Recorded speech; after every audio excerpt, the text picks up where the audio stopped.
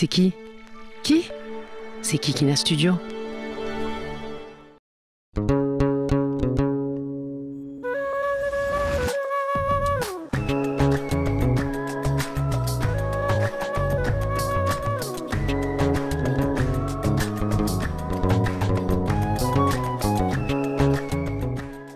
Bonjour à tous et bienvenue dans ce premier épisode de Jean saison 2. On ouvre le bal aujourd'hui avec un sujet qui représentera bien l'idée de la saison 2, faire briller les identités. On va parler français pour aborder des thématiques super militantes et encore plus poussées que dans les épisodes de la saison 1. On va parler d'ambiphobie, d'intersectionnalité au sens de Kimberly Crenshaw, de wokisme et de décolonisation du dance floor. Vous vous dites sûrement, mais what? De quoi il nous parle celui-là? Décoloniser les espaces de création, c'est aussi repenser les systèmes qui façonnent nos rapports sociaux quotidiens. Des systèmes où s'enchevêtrent racisme, privilège, domination, résistance aussi bien sûr. Mais comment du coup incarner, interpréter, danser, chanter, peindre, faire des films? Comment l'idée décoloniale doit traverser les arts? Eh bien, comme vous le savez, Jean s'attaque frontalement aux discriminations et aux oppressions multiples, basées notamment sur l'identité de genre. Aujourd'hui, on va parler d'un sujet en vogue, mais qui a toujours existé, y compris dans les cultures arabes et ou musulmanes. Il s'agira de voir à quel point ils, elles et yel ont réussi à construire, par-delà la marginalisation, l'ostracisation et la ségrégation, leurs propres moyens d'expression, fabuleux, colorés et toujours plus en mouvement. La non-binarité, c'est quoi? Ça désigne une catégorie de personnes dont l'identité de genre ne s'inscrit pas dans la norme binaire. En fait, elles ne se ressentent ni homme ni femme, ou plutôt entre les deux, ou un mélange des deux, ou même aucun des deux. Ça tient au fait notamment qu'être femme ou être homme tient surtout à des constructions sociales.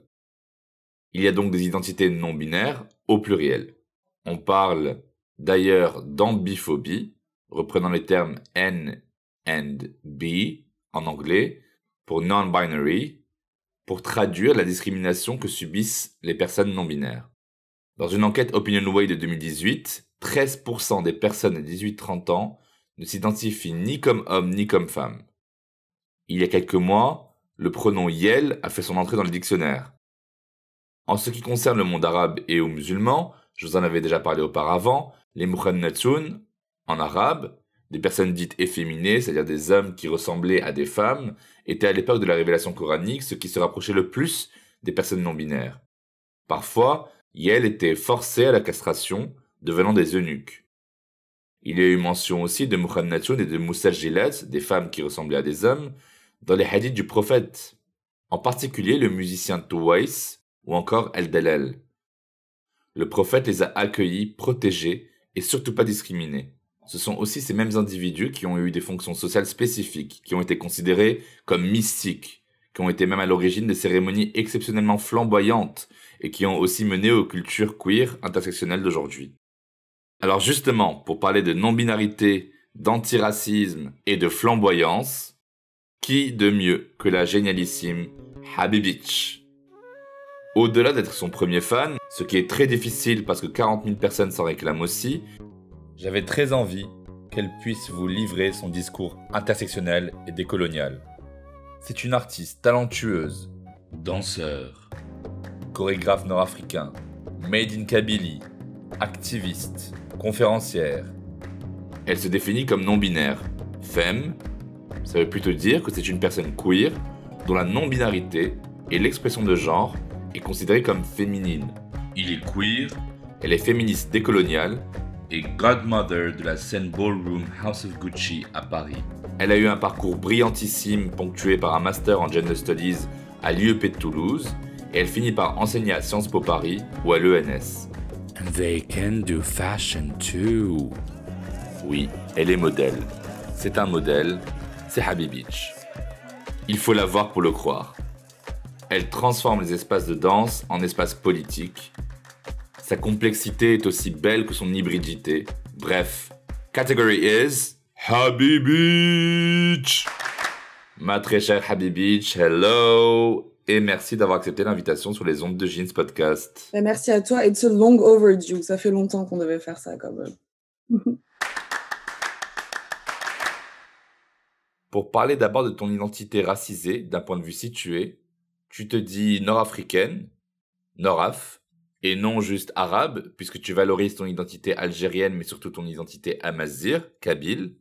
Et puis en même temps, ton nom Habibich, c'est aussi un néologisme qui allie un terme arabe habibi, qui veut dire un peu mon chéri, voilà, mon amour, et un terme anglais bitch, qui est aussi là quelque part pour retourner le stigmate, j'ai l'impression.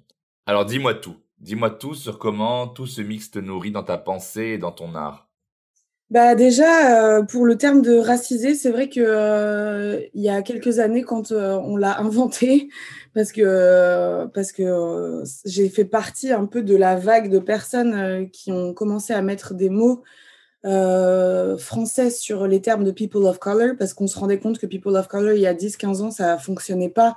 Donc on a inventé un peu les termes racisés, racialisés, etc. Donc moi, j'ai fait partie un peu de cette vague-là qui était très, très underground à l'époque. Donc, c'était pas du tout des termes qui étaient beaucoup employés. Ils le sont beaucoup aujourd'hui. Mais moi, j'en suis un peu revenue dans la mesure où j'estime que chaque racisation est un peu différente. Donc, c'est aussi pour ça que je préfère me définir comme une personne nord-af que comme une personne racisée, parce que je trouve que racisé, finalement, c'est un umbrella term qui est très pratique à plein de moments, mais qui est aussi limitant. Et je trouve que la racialisation et la racisation des personnes nord-africaines en France, a fortiori des personnes algériennes en France, elle est très spécifique. C'est aussi pour ça que je revendique mon algérianité. Et quand on fait un peu le focus, quand on resserre un peu la lentille du focus, oui, je suis amazigh, mais pas que, puisque c'est mon père qui est kabyle et ma mère est algéroise. Donc, j'ai un peu des deux. Et puis j'ai un peu de tout en fait. C'est pour ça que le néologisme Habibich, il est pratique parce que en fait, je suis algérienne et je le revendique parce que j'y suis née, mais j'ai grandi en France, je me suis construite en France et la vie que j'ai, elle est permise parce que j'habite en Occident et que du coup, ça, j'en suis quand même très, très, très consciente dans mes fonctionnements identitaires, dans mon travail, dans ce que je revendique ou pas et comment. Que j'ai le privilège de l'occidentalité, le passeport français. Et que ça, parfois, j'ai l'impression que dans les populations diasporiques, on l'oublie. Et j'aimerais bien que ce ne soit pas oublié, parce qu'en fait, on ne pourrait pas avoir les mêmes discours et la même vie au bled, en fait, tout simplement. Surtout en tant que personne LGBTQIA+. Habibich, c'est ça, en fait. C'est cette espèce d'hybridité permanente qui est transversale à toute mon existence, en fait.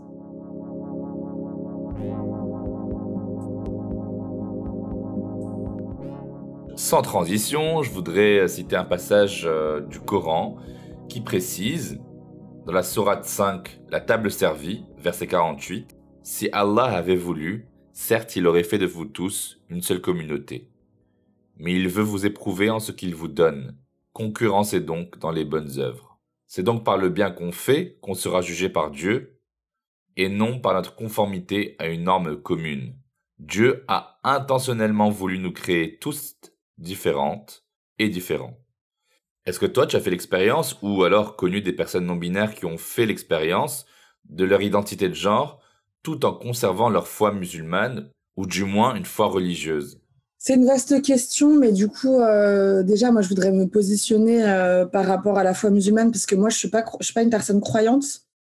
Donc, j'ai pas envie de contribuer à l'amalgame personne nord-af, personne musulmane, parce que moi, je suis pas une personne musulmane, bien que je respecte énormément et que je défende énormément nécessairement les personnes musulmanes en France parce qu'elles aussi subissent une forme de racialisation et de racisme et d'islamophobie, évidemment, qui est très spécifique, puisque pour moi, l'islamophobie, c'est juste une continuité du racisme systémique et qui plus est du racisme systémique colonial, même pas post-colonial, parce qu'il y a énormément de parallèles entre les violences coloniales et les violences islamophobes.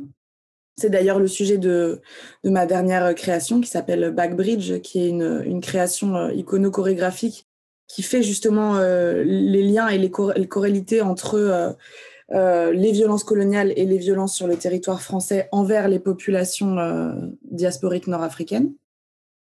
Ce sont des violences genrées pour moi, Et du coup, bien sûr que cet amalgame, il est présent et que moi, je peux pas m'en soustraire, en fait. Parce que à afficher autant son algérianité, bah forcément, les gens, ils font des espèces de mathématiques de CE2 où ils se disent, bon, la personne, elle est algérienne, elle est musulmane, tu vois. D'ailleurs, est-ce que la perception de ton identité non blanche t'a naturellement exposé à de l'islamophobie dans la vraie vie ou sur les réseaux sociaux, lors même que tu ne t'identifies pas comme une personne musulmane? Genre, je veux dire, moi, je le dis à qui veut l'entendre, moi, j'ai grandi dans la campagne française, j'ai grandi en Vendée. Je peux te dire que tu manges du porc, tu bois de l'alcool, tu as une activité sexuelle. Enfin, c'était des trucs qu'on me renvoyait tout le temps parce que c'était associé à la foi musulmane et que ça devait pas être autorisé. Alors que, enfin, moi, je sais pas, déjà, j'avais 10 ans, tu vois. C'est pas des trucs que tu demandes à des gamins. Enfin, entre 10 et 15 ans, c'est pas du tout approprié. Mais c'est l'obsession française, en fait, autour de l'islam. Qui est l'obsession française autour de ces colonies et qui est l'obsession française autour de l'Algérie. En fait, c'est très important pour moi de le revisibiliser en permanence, mais l'histoire franco-algérienne, elle n'est pas du tout terminée et elle a énormément de conséquences. Et tout ça, en fait, c'est les dominos conséquentiels, parce qu'on sait qu'on adore les néologismes ici, donc on va parler de dominos conséquentiels de cette histoire-là qui est très nouée encore, quoi. Alors, après être tombé dans la marmite de la ballroom scene, où tu as beaucoup fait de performances sous le pseudonyme Harry DeB, tu as voulu repolitiser le dance floor grâce à une pratique engagée de la danse avec du walking et du voguing. Tu es godmother of House of Gucci à Paris. Je crois que pour beaucoup d'auditeuristes, tout ce que je viens de dire, c'est du charabia. Alors, est-ce que tu pourrais définir tous ces termes? Bah déjà, dans la ballroom scene, il n'y a pas de walking, c'est que du voguing. Le walking, c'est une danse et une technique et une communauté qui n'est pas à l'intérieur de la ballroom scene. C'est deux choses différentes. Donc, les gens un peu mélangent parce que c'est deux danses qui sont gays, dans le sens homosexual. Donc, c'est pour ça qu'il y a souvent un mélange, mais c'est pas grave parce qu'au départ, elles étaient quand même main dans la main. C'est des danses cousines, quoi. Mais du coup, le voguing, qui est assez connu de nos jours, parce qu'il subit une forme de mainstreamisation assez conséquente, c'est la danse de la ballroom scene, de la scène ballroom, qui est une scène qui a été créée aux États-Unis à la fin des années 60 par les drag queens de l'époque, qui ont voulu visibiliser le racisme qu'elles vivaient à l'intérieur de la scène des drag queens blanches, parce que les drag queens blanches gagnaient tout le temps les compétitions de drag queens qu'il y avait, et les drag queens racisées, donc noires et latinas, en ont eu marre et ont fait un peu scission pour créer leur propre scène dans un peu l'idée du For Us by Us. Et du coup, elles ont créé leur propre scène de compétition de drag queen qui s'est appelée la ballroom scene parce qu'elles louaient des salles qui s'appelaient des ballrooms, des salles de bal. Et rapidement, ces compétitions se sont appelées des balls parce que, encore une fois, du fait du nom de la ballroom scene. Et dans ces balls ont été drainées un certain nombre de catégories qui n'étaient plus juste des catégories de compétition de beauté de drag queen, mais des catégories de realness, qu'on appelle par exemple. Realness, c'est un peu la possibilité de tester son passing pour les personnes trans, où du coup on va être jugé, bon, avec bienveillance bien entendu, sur sa capacité d'être real dans le monde réel en fait. Donc ça a été toujours un espace politique en soi. C'est un peu la différence que je fais quand j'en parle, notamment dans Décoloniser le dance floor, quand je parle de la ballroom, c'est que c'est un espace politique en soi parce qu'il est très lucide et conscient des raisons pour lesquelles il a été créé, à savoir le racisme systémique, la transphobie institutionnelle, le capitalisme, etc. Donc il y a une grosse conscience de race, une grosse conscience de genre et une grosse conscience de classe dans la création, dans les fondations de la création de la ballroom scene, mais c'est pas nécessairement un espace politisé dans la mesure où c'est pas nécessairement un espace qui génère de l'activité militante à proprement parler, mais c'est très politique en soi. Voilà, ça c'est l'histoire de la ballroom scene, qui est une communauté qui est très alive and well de nos jours. Il y a beaucoup de chapitres de la ballroom scene dans le monde entier. Il y a beaucoup de balls, beaucoup de house, parce que quand on fait partie de cette scène-là, on n'existe pas en tant qu'individu dans la mesure où on appartient à une house, qui est une sorte de famille choisie, où les house compete between each other during the balls. Et du coup, la house, c'est un peu notre nom de famille. Et moi, mon nom de famille, c'est Gorgeous Gucci.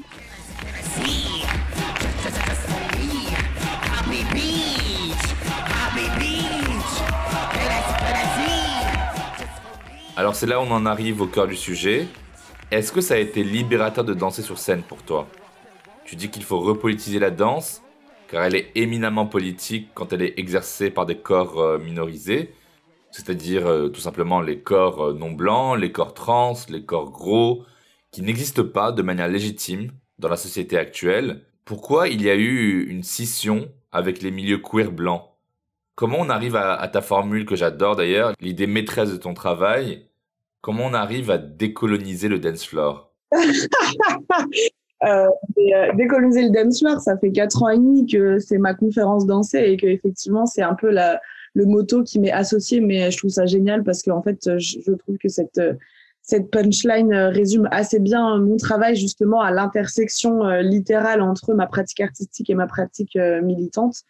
Mais du coup, oui, bien sûr que c'est libérateur et que c'est une velléité profonde de valoriser et de célébrer, j'allais dire d'autres formes de corps, mais en fait, je trouve que parler d'autres formes de corps, c'est vraiment un pléonasme parce qu'en fait, tous les corps sont différents. Donc, moi, souvent, quand j'ai des interviews où on me demande alors qu'est-ce que ça fait d'avoir un corps différent, je suis en mode mais frérot, tout le monde a un corps différent. Enfin, ça veut rien dire en fait un corps différent. Mais oui. Bien sûr que justement dans un pays universaliste et dans un Occident finalement soumis un peu aux injonctions de beauté blanche, mince, lisse, fine, etc., de revendiquer justement des corps queer, des corps racisés, des corps hors normes, c'est hyper politique.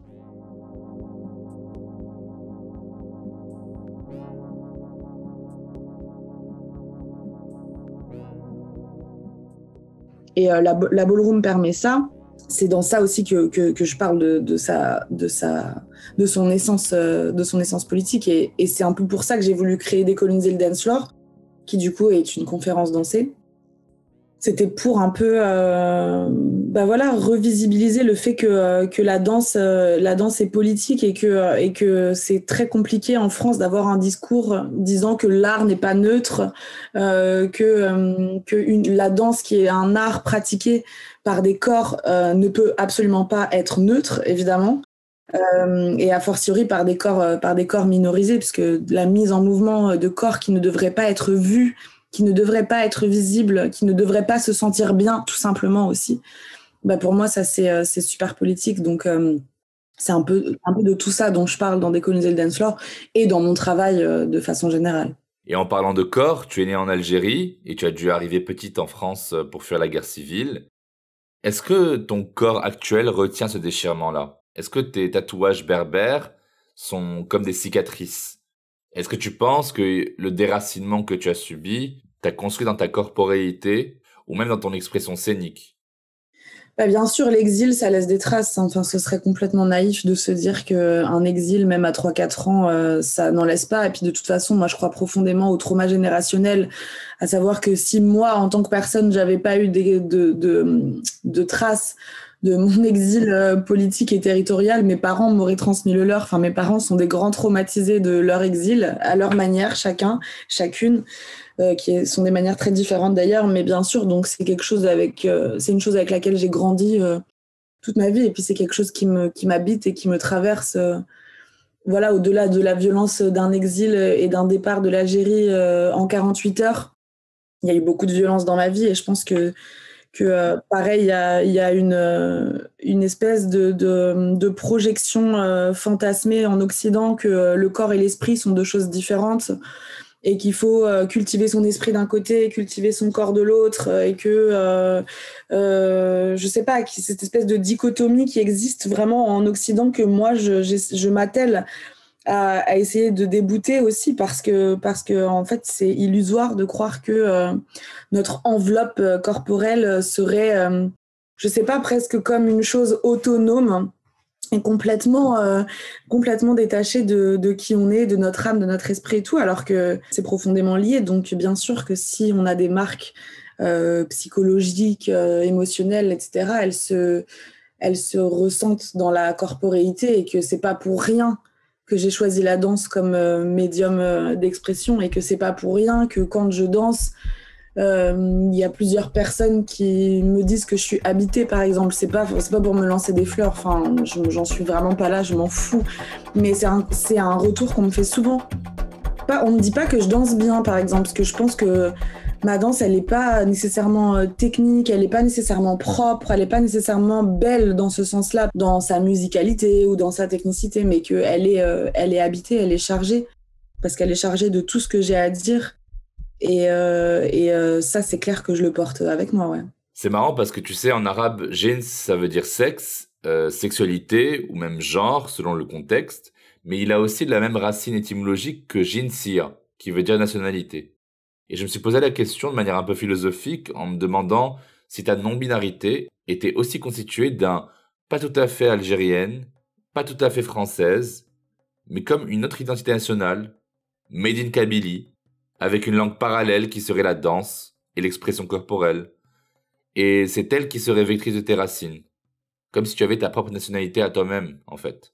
Does it make any sense? Mais j'adore, j'adore, ça fait très sens, puis c'est hyper beau. Je te remercie de cette jolie description qui me touche beaucoup. Mais ouais, je peux pas commencer à dire my gender is Happy Beach, I identify as Happy Beach, parce que déjà les gens pensent que c'est un énorme ego, ce qui n'est pas le cas. Les gens pensent que quand tu es une boss as bitch, tu as beaucoup d'ego, mais enfin, il y a une forme d'ego, mais c'est pas forcément un narcissisme à proprement parler. Mais bref, du coup, je peux pas commencer à dire ça, mais si c'est d'autres personnes qui le disent, I take it. Mais bien sûr que voilà, le fait que je me revendique comme une personne non binaire, ce qui n'est pas ma priorité politique par ailleurs, hein, parce que moi je suis quand même féministe matérialiste, à savoir que les oppressions matérialistes, elles sont plus importantes pour moi que justement l'ego, le ressenti, etc. Ce qui est pour moi équivalent de ma non-binarité, c'est-à-dire que moi, je suis perçue comme une meuf dans l'espace public. Je peux pas me sortir de cette catégorie de meuf. C'est-à-dire que si on me mégenre, entre guillemets, je le dis pas comme une violence. C'est normal, en fait. On est dans un système de classe sexuelle et genrée qui s'appelle le patriarcat, l'hétéropatriarcat. C'est normal qu'on me genre au féminin, en fait. La non-binarité, pour moi, c'est mon expression de genre à moi et mon ressenti du genre, parce que je ne m'identifie pas à une femme cis dans la mesure où comme l'ont dit Monique Wittig, Adrienne Rich, etc., les lesbiennes ne sont pas des femmes dans la mesure où on sort du marché hétéropatriarcal et que du coup, nos genres dans la queerness sont un peu, sont à côté, quoi, de femmes cis, hommes cis, etc. Donc, c'est une forme d'hybridité, mais évidemment que je pourrais me faire tatouer hybride sur le front. Tu parlais de mes tatouages tout à l'heure.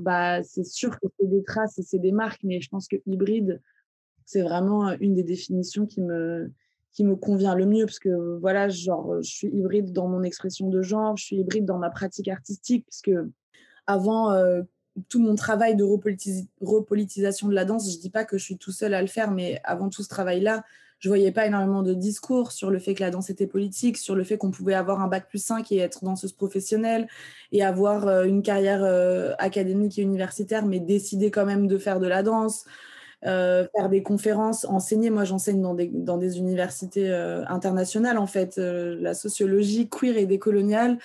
Et à la fois, je suis intermittente du spectacle parce qu'en fait, je fais de la danse. Et du coup, il y a une sorte d'hybridité aussi dans ma carrière. Donc, c'est évidemment que voilà, l'hybridité est absolument transversale du fait de mon parcours et de mon arrivée dans ce pays qui ne souhaite pas non plus nous voir réussir. Donc, c'est vrai que c'est dur de naviguer tout ça, en fait. Alors, j'ai une grande question pour toi sur l'appropriation culturelle. Est-ce que si je suis, par exemple, un mec hétéro, noir, je peux participer à la ballroom scene? Est-ce que si on est conscient du fardeau que ça a été d'être un homme noir gay dans les années 60 aux États-Unis, par exemple, on peut défiler et danser dans un ball? Absolument pas, parce qu'en fait, la magie de l'intersectionnalité, qui est cette théorie sociologique que je chéris tant, qui consiste à dire que les oppressions que nous vivons sont basées sur nos expériences qui agissent en croisement, en intersection et non pas en parallèle, c'est que être un homme racisé ou un homme noir ne suffit pas à être un gage d'entrée dans une communauté comme la ballroom scene, qui est une communauté LGBTQIA+. Donc un homme noir hétérosexuel n'aurait absolument pas sa place dans une communauté comme la ballroom scene. Il pourrait être un bon allié, par exemple. Tu sais, les gens, ils oublient qu'en fait, être spectatrice d'un ball, déjà, c'est génial. Souvent, quand je fais décoloniser le dance floor, il y a cette question, oui, mais moi, en tant que personne blanche, hétérosexuelle, je voudrais absolument faire du voguing. Bah non, ma chérie, c'est pas parce que c'est flamboyant et que c'est trop beau et que ça te donne l'impression que tu vas te trouver toi-même que c'est pour toi, en fait. Regarder, c'est déjà un privilège d'avoir accès à cette scène qui est absolument flamboyante et magnifique. Donc non, les personnes hétérosexuelles, quelle que soit leur racisation, ne peuvent absolument pas... Enfin, les mecs hétérosexuels, bien sûr. Les femmes hétérosexuelles, il y en a pas mal dans la scène ballroom. Les mecs hétéros ne peuvent pas faire partie de la scène ballroom, non. Et aussi, est-ce que tu penses pas qu'au-delà de la race, la question du territoire n'est pas capitale pour penser la décolonisation du dance floor? Parce que si on se dit qu'à la base, c'était en rapport avec les personnes queer, noires, aux États-Unis, comment tu arrives à être marraine d'une maison à Paris, alors que tu fais partie d'une diaspora nord-af? Est-ce qu'il y a du coup une façon de réinventer des danses pour queeriser et décoloniser le dance floor qui prend en compte les cultures arabes, amazighes, turques, etc.? Genre, est-ce que on peut imaginer croiser le whacking avec des danses de shabi, marocains ou algériens, et que ça reste respectueux quand même de l'héritage queer?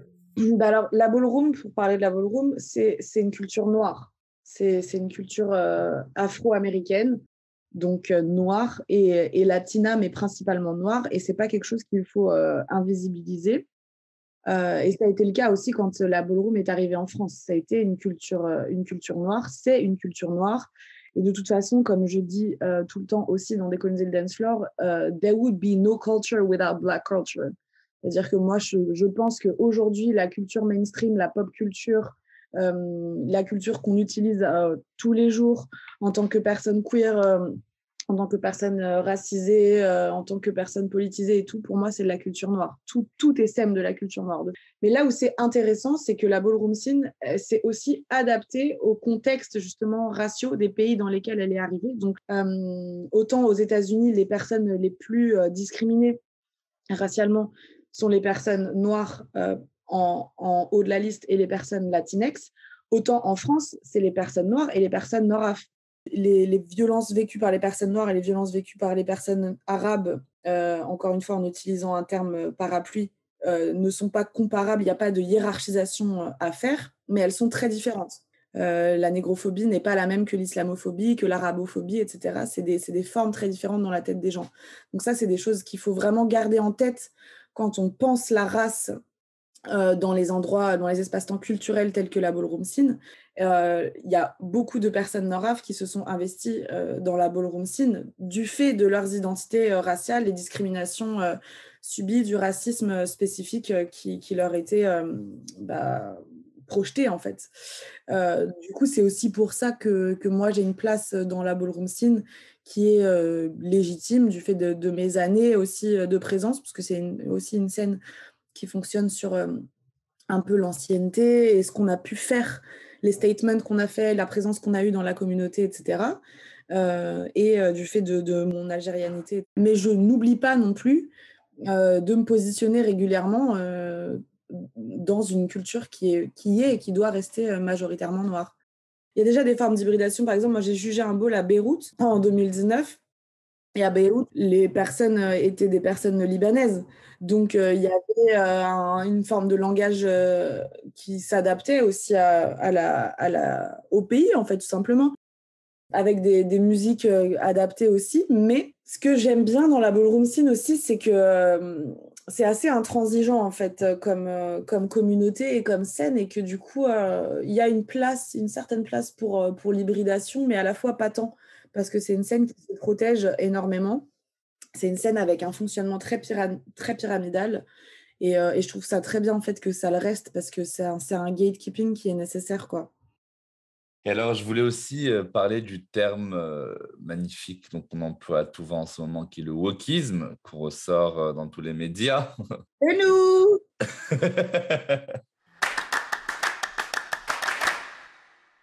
Est-ce que tu as trouvé en tant qu'activiste que toutes les personnes des milieux militants, féministes, queer, racisées ou autres, étaient à chaque fois éveillées ou conscientisées de manière intersectionnelle?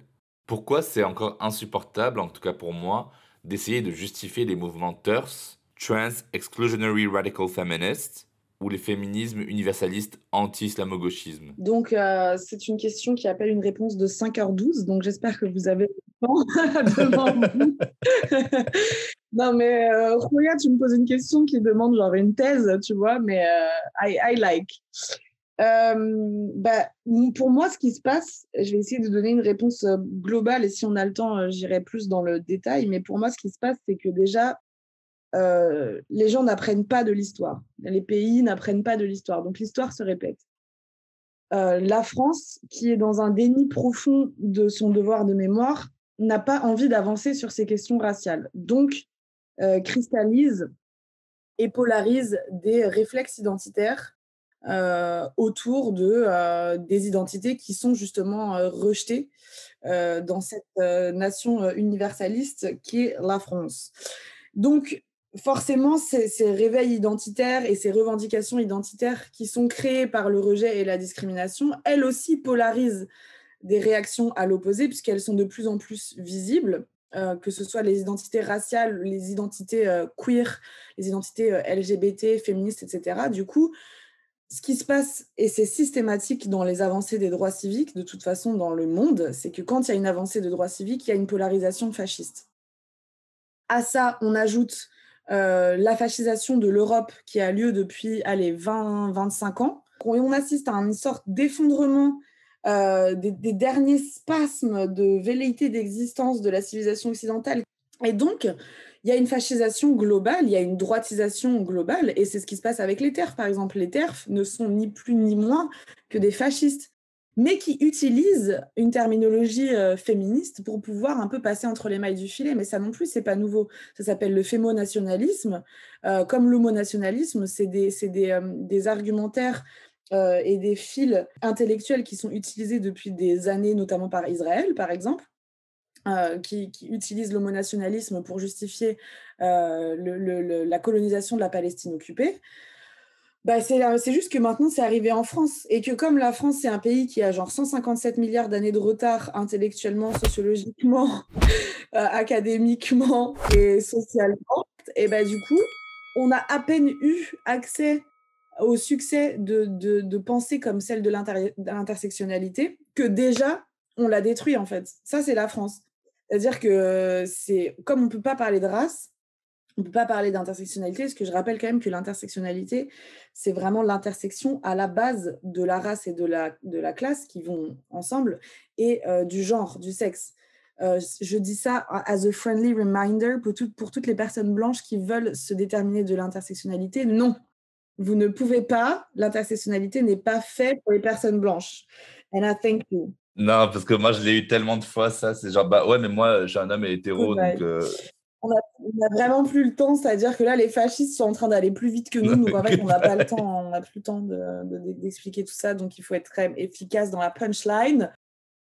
Les vieux privilégiés hétérosexuels blancs, ils sont mad, parce qu'en fait, nous, les marges, on commence à prendre la parole, et on prend la parole avec puissance et brillance, et juste, du coup, ils sont énervés, et du coup, ils cherchent des façons de nous coq-bloquer, en vrai. Enfin, je veux dire, moi, je pense que là, j'en suis à ma 12e année de militantisme radical, et que du coup, il y a la marge, et après, il y a la marge de la marge. Et moi, en tant que, par exemple, anarcho-autonome, féministe, gouine, racisée, radicale, je suis vraiment à la marge de cette marge-là, et que mes groupes politiques et mes groupes militants de fonctionnement, c'est pas du tout des groupes SOSDEM et institutionnels. Donc, de toute façon, j'ai même pas ces conversations-là, parce que j'essaye de m'entourer de personnes, que ce soit dans mon cercle proche ou dans mes cercles politiques, qui partagent les mêmes postulats que les miens, en fait. Ça m'empêche pas d'avoir des conversations parfois avec des personnes avec qui je ne suis pas d'accord ou qui ne sont pas d'accord avec moi.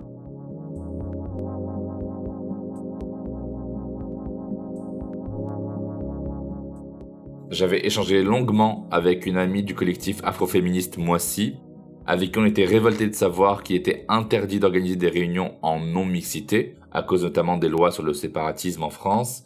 La raison principale étant ce fameux racisme anti-blanc, ou racisme à l'envers, ou racisme à rebours, peu importe comment on l'appelle.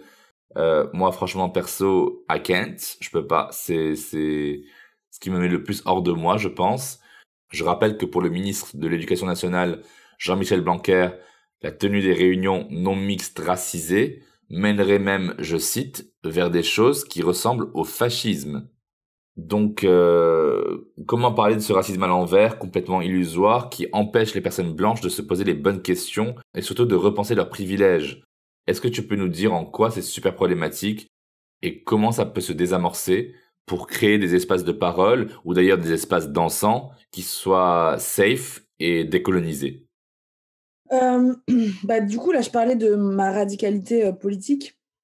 Et c'est quelque chose auquel je tiens énormément, même si elle a ses contradictions. Mais il ne faut pas oublier que c'est quelque chose de très sacrificiel. C'est-à-dire que toi, tu dis, ouais, les dîners auxquels je vais moins souvent, en fait, tu perds plein de gens sur le chemin. Mais it's for good reasons, tu vois. Moi, si j'avais des conversations avec des gens qui commençaient par oui, moi, je pense que le racisme anti-blanc, ça existe, en fait, je ne continuerai jamais cette conversation-là parce que c'est pas possible de croire des absurdités comme ça. Donc, j'en parle aussi dans Décoloniser le dance floor en donnant des outils de réponse et de compréhension. Mais en fait, le racisme, c'est un système, c'est une structure qui est implémentée par plus de 400 ans de colonisation esclavagiste et post-esclavagiste, qui a des conséquences sur les mêmes populations ciblées depuis des centaines d'années, pas depuis 5 minutes. Donc, on ne peut pas comparer un système de domination qui a des conséquences structurelles dans le logement, dans l'emploi, dans l'espace public, dans l'espace privé, à une forme de colère politique et potentiellement discriminatoire qui est micro-individuelle. Encore une fois, tout à l'heure, je parlais de réflexes identitaires, c'est-à-dire que si des personnes racisées, à un moment, ont des colères ou des formes de haine envers les personnes blanches, c'est parce que les personnes blanches ont exercé un pouvoir et une domination depuis des centaines d'années sur les personnes racisées. C'est pas juste comme ça à cause de Jésus, en fait. C'est pas ex nihilo. C'est une conséquence. Et c'est ça qu'il ne faut pas oublier dans la médiatisation, mais malheureusement qui est complètement pourrie de l'intérieur en France, dans la médiatisation d'actes potentiels de haine micro-individuelle de personnes racisées envers les personnes blanches, ce que je ne cautionne pas, bien entendu. J'essaie juste de l'expliquer. Le racisme systémique n'a rien à voir avec cette haine potentielle qui est un réflexe identitaire de résistance, qui est une réaction en fait, qui est pas juste créée comme ça. La réponse qu'on me donne à chaque fois, c'est oui, mais moi, quand je passe à Clichy-sous-Bois, on me dit Babtou. Ah ouais. C'est violent pour moi. Et du coup, moi, j'ai déjà entendu un mec qui était blanc et qui s'est fait tabasser par 3 mecs qui étaient noirs. Et donc voilà, donc c'est du racisme.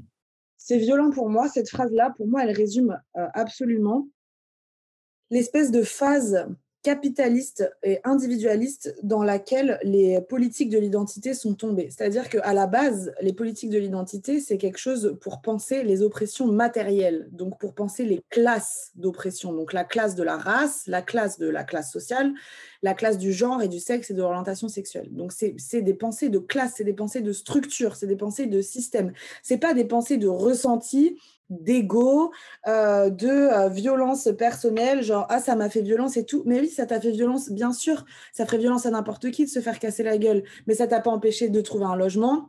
Ça t'a pas empêché de trouver un emploi, ça t'a pas empêché d'être pas suivi dans les magasins quand tu fais tes courses, ça t'a pas empêché de pouvoir faire un crédit à la banque. Toutes ces données qui sont les données du racisme systémique et structurel, personne ne remet en cause que c'est violent et que c'est chiant, on n'a pas envie de vivre dans une société comme ça, mais en fait, c'est pas du racisme dans la mesure où on pense encore que le racisme, c'est juste une haine micro-individuelle ou des gens qui disent « j'aime pas les Noirs et j'aime pas les Arabes ». Non, ça, on s'en bat les couilles. On est revenu de ça. Le racisme, c'est systémique, c'est structurel, c'est tentaculaire. C'est pas juste de dire « j'aime pas cette personne parce que cacacac, sa race ».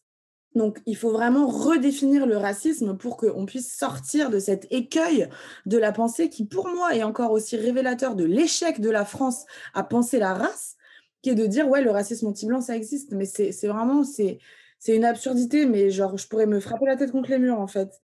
D'ailleurs, c'est par rapport à ce que tu dis sur trouver un logement, etc. En fait, le problème aussi, c'est que la France a horreur de la statistique qui comprend l'ethnicité, la race, etc. Et donc, du coup, on n'a pas de données. Et donc, en fait, ces données-là n'existant Voilà. pas, en fait, les problèmes n'existent pas. Ils continuent à être invisibilisés. Ça reste des lubies de l'esprit et ça reste, du coup, justement, à revenir à l'individualité de mon ressenti. En fait, c'est ton ressenti contre le mien, quoi. Non, mais surtout que le mot race dans notre constitution a fait débat. En 2018, il y a eu une commission parlementaire qui travaillait à la révision de la constitution et qui a voté à l'unanimité en faveur de la suppression de ce mot et qui a été adopté bien sûr à l'unanimité aussi par l'Assemblée nationale. C'est vraiment le symbole d'une France qui est universaliste et aveugle à la couleur, comme si la race n'existait pas et ce bannissement du mot race des textes fondateurs ne va jamais annihiler le racisme en tant que phénomène. Donc certes, la race est une construction sociale, elle est scientifiquement invalide, bien évidemment, mais de facto, elle est effective. Donc ce n'est pas le terme race qu'il faut supprimer, mais vraiment l'idéologie qu'il sous-tend. Exactement. Ce que je disais depuis tout à l'heure, la France, pays du déni. Pays de quand on te dit j'ai mal à la jambe, et ben on te dit t'as qu'à couper ta jambe. Bah, c'est pareil. La France avec la race, c'est pareil. La France, la population française dit j'ai mal à ma race. Et la France dit bah, on va supprimer le mot race de la Constitution, on ne parlera jamais de race, on ne fera pas de statistiques ethniques, on n'aura pas de chiffres et on ne pourra pas en parler. Voilà. Cacher ce racisme que je ne saurais voir, quoi. C'est pas possible, en fait. Alors on va conclure, mais avant, dans chaque épisode de Jeans, on déconstruit ensemble un mythe ou un mytho qu'on m'a dit ou que j'ai souvent entendu.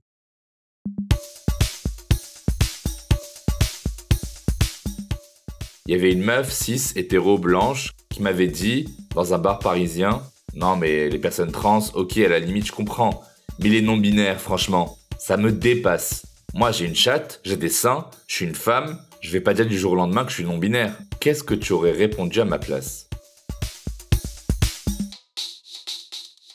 Alors, plusieurs options s'offrent à nous. Bah, j'aurais peut-être répondu: «Écoute ma chérie, on s'en bat les couilles de ton avis». Voilà, peut-être quelque chose comme ça, c'est-à-dire que, peut-être qu'il ne faut pas parler pour les autres et que si tu n'es pas une personne concernée, on s'en vraiment bat les couilles, que tu, acceptes les personnes trans ou que tu acceptes les personnes non binaires, ça ne te concerne pas.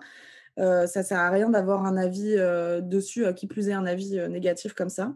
Je pense que c'est juste ça ou alors, enfin je sais pas, des fois moi je fais de la provoque quand les gens ils ont des réactions super homophobes ou super transphobes et je leur dis que c'est sans doute parce qu'il y a quelque chose qui les questionne à l'intérieur et que peut-être que, c'est eux ou elles aussi, des personnes trans et des personnes non binaires et que ce serait bien qu'elles, réfléchissent, à leur existence et que peut-être elles sortent de l'hétérosexualité, pour améliorer leur vie, tu vois? Non, mais c'est fou, enfin, enfin, mais vraiment, on est dans l'ère de tout le monde, estime que son opinion est valable, quoi. Genre, Mathilde, on s'en bat les couilles de ce que tu penses des personnes non binaires. Elle n'a pas attendu que tu viennes leur donner, ton aval, en fait. Moi, j'aurais répondu ça, je pense. Why do you think do I look like I care? Looking like I do and looking like you do? Genre, toi, déjà, tu t'adresses à moi, déjà, sois grateful que je te réponde. Il y a un autre argument qu'ils avancent à chaque fois, c'est en fait, si tu es comme ça, c'est que tu t'exposes à ce qu'on parle de toi. C'est-à-dire, tu te mets sur Instagram, tu as un look différent, tu es non-binaire, tu es une personne trans, tu es une personne noire, queer, etc. En fait, c'est un peu de ta faute. Genre, voilà, bref, c'est un truc de. Ils croient que c'est une opinion, quoi, tu vois. Ouais, c'est ça, en fait. C'est qu'ils pensent que c'est une opinion. Ils pensent que enfin, franchement, pour moi, je suis désolée, hein, je suis obsédée par, le décolonial. Mais pour moi, c'est un réflexe colonial. C'est que les blancs qui font des trucs comme ça. Parce que cette idée que tout leur appartient, en fait, que, c'est possible d'avoir un avis sur tout, que leur avis, non seulement, doit être entendu, mais en plus, il est légitime, que si tu l'acceptes pas, en fait, bah, c'est parce que tu t'assumes pas assez et tout. Bah, pour moi, c'est vraiment c'est vraiment s'approprier, prendre de l'énergie, prendre de l'espace, prendre ouais, enfin, coloniser en fait ton intérieur, coloniser ton identité avec leur opinion qu'on leur a jamais demandé en fait. Pour moi, les Babtou, c'est vraiment les queens de unsolicited opinion, genre.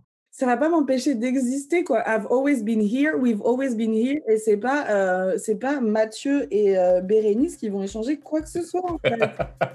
So yeah. Thanks a lot, Habibi, you're the best. Merci d'avoir pris le temps de répondre à mes questions. Merci beaucoup, Habibi, c'était très intéressant. Si l'on devait rappeler quelques points essentiels à retenir, ce serait 1. L'intersectionnalité. Ce mot, si vous l'entendez pour la première fois, c'est que vous n'avez pas fait vos devoirs et que vous n'avez pas beaucoup écouté Jeans. Mais bon, no shade. Mais retenez-le une bonne fois pour toutes. C'est un concept de la juriste américaine noire Kimberly Crenshaw qui, en 1989, montre en quoi les femmes noires sont au moins 2 fois victimes des discriminations en tant que personnes noires et en tant que femmes. L'intersectionnalité étudie ces croisements, que ce soit entre le genre, la race, la classe, la couleur de peau, la nation, la religion, la génération, le handicap, la sexualité, et montre qu'il est nécessaire d'aboutir à une convergence des luttes. Être une personne non-binaire et être d'origine algérienne n'occasionnent pas les mêmes discriminations qu'être juste une personne non-binaire ou juste une personne d'origine algérienne. About that. Point numéro 2. La 6e épouse du prophète Mohammed sallallahu alayhi wa sallam était une femme nommée Salama, dont l'ami proche était Hit, qui était une personne transidentitaire, non-binaire, du moins dans sa performance de genre.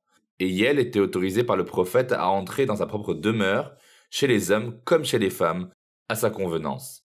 C'était il y a 14 siècles, et on parlait de l'entourage du prophète. Retenez donc que vous n'êtes pas invité à dérouler votre opinion sur le pour ou le contre de la non-binarité, y compris dans un contexte musulman. Il y a des personnes non-binaires, et elle leur revient le droit de l'être et d'être respectées. 3. Le dance floor, et plus généralement les arts, doivent être décolonisés dans leur forme, leur couleur et leur pensée. Le racisme et les micro-agressions existent aussi dans les milieux artistiques, qui sont généralement ouverts et contestataires. Il faut désoccidentaliser la version française de l'universel. Il faut faire disparaître la colonialité. Il faut mettre fin à l'appropriation culturelle. Il faut arrêter de faire rimer la blanchité avec la neutralité. Le dance floor, comme espace dansant et comme espace d'expression corporelle, c'est le haut lieu de cette urgence à non pas grand remplacer l'art franco-français, comme diraient certains, mais simplement visibiliser celles, ceux et celles qui ont des belles choses à dire, des histoires propres à partager, des émotions complexes à nous faire ressentir, à l'intersection de toutes nos identités, pour les faire briller.